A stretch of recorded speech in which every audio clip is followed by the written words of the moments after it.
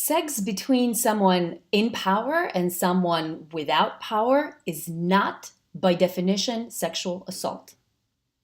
Hi, my name is Dr. Zhana, and today I want to talk to you about how we define some of these terms around sexual harassment, assault, and misconduct in light of all the allegations and discussions that we've been having in our society on this topic, because I think it's really important to define and distinguish the different types of sexual behaviors, problematic or not problematic, that we're talking about, and draw clear boundaries between some of these things so that we have realistic and clear definitions in terms of what it is that we're talking about and what is the kinds of expectations that we have for people.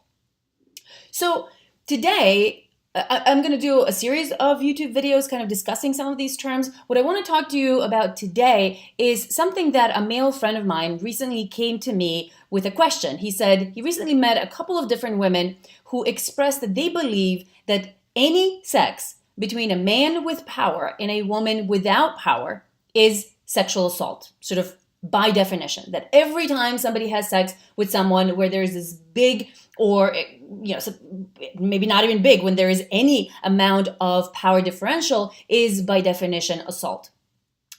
So he wanted to know how prevalent this view, this belief was, and whether it was accurate in terms of how psychology thinks about it.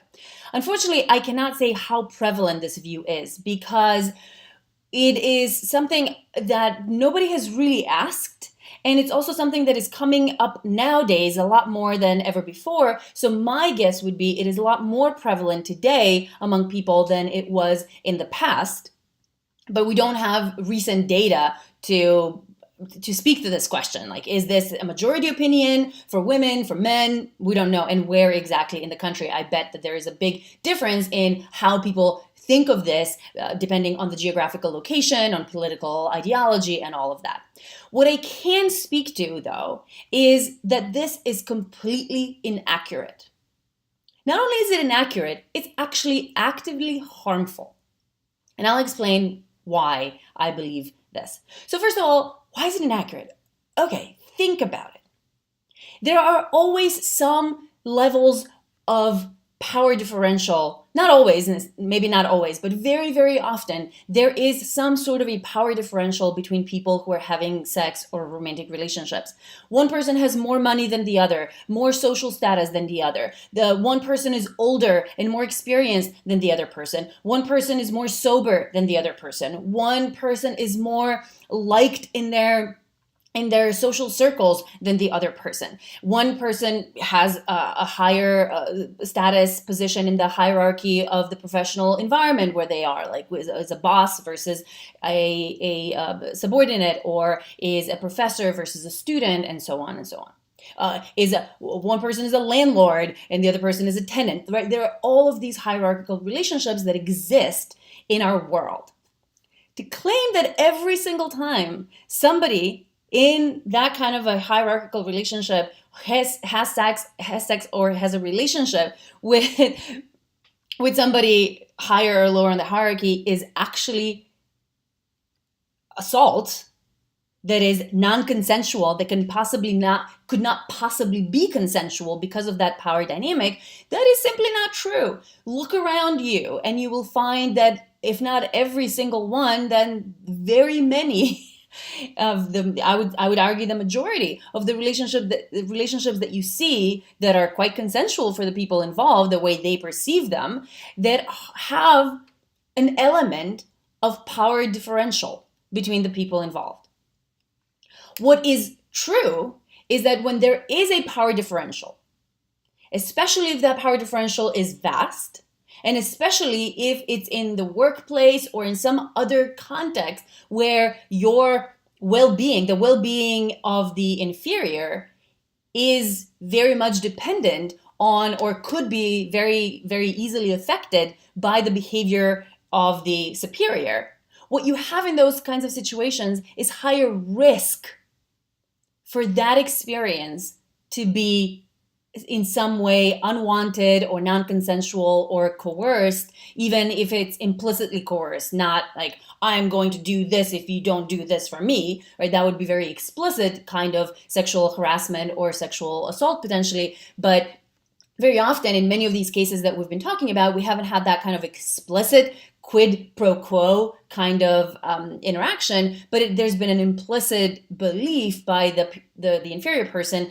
that the superior person will harm them if they don't go along with their sexual advances. So there's no doubt that there is higher risk for harm, that there is higher risk for this kind of behavior being somewhat coerced implicitly or explicitly. However, it is by no means, by definition, coercive or by definition impossible for that to be fully consensual. If you think and if you want to argue and if you go around arguing for yourself and for other people that any instance of sex between a person in power and with no power or less power than that person is by definition non-consensual, then what you'd be doing is turning most of us into both victims of sexual assault and perpetrators of sexual assault. Excuse me, to the extent that every one of us has at some point found themselves or will at some point find themselves in a situation where they became sexually active with somebody who was either higher or lower than them on any of these different kind of aspects of potential power. And I don't think that is useful to anybody. I think that is harmful, actively harmful to the people that it's trying to protect, because it makes anybody who is somehow lower in some way, it takes away their sexual agency completely. It says basically you can never say that you are attracted to somebody who's higher than you, or that you could possibly be in a consensual, fully consensual, authentically, genuinely consensual and desirable and wanted relationship with that person.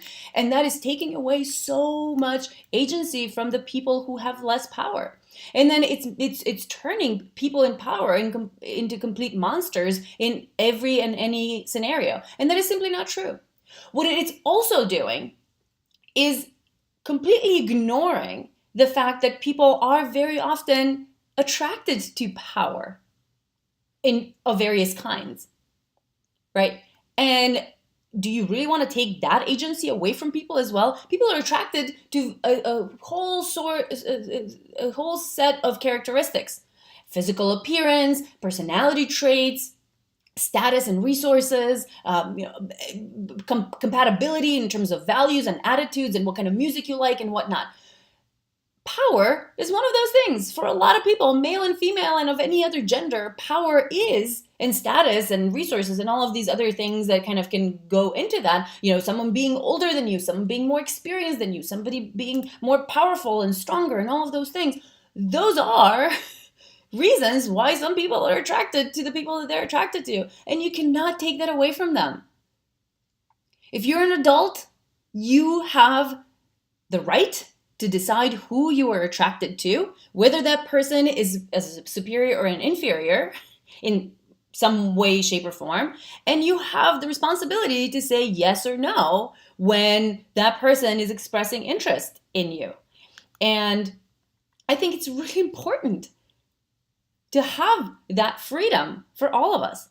Now, that is not to say that organizations cannot have rules and regulations against, say, bosses and subordinates having romantic relationships, or that colleges can't have rules around professors and students not having sex, or that you as an individual cannot have the sort of the moral guide for yourself that you are not going to hit on or hook up with or have relationships with someone who's superior or inferior compared to you, because of the increased risk of that being somehow problematic.